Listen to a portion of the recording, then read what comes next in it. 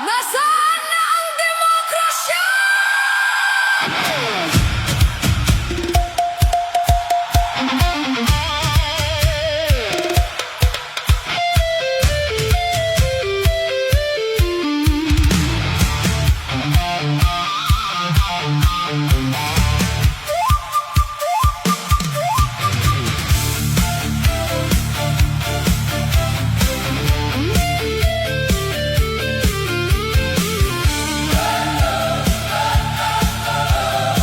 Noon ang boses ng bayan, siyang lakas ng lipunan.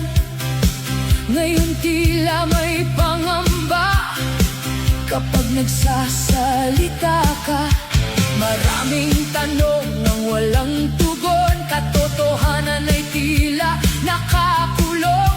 Habang ang mahirap ay hirap makaahon, may ilan namang nalunod sa ambisyon. Nasaan ang hustisya? Nasaan ang kalayaan? Bakit tila unti-unti nawawala ang karapatan? Nasaan na ang demokrasya? Bakit tila di na makita? Boses ng tao'y sino ang nakikinig? Pangako ng bayan ay tila napalitan.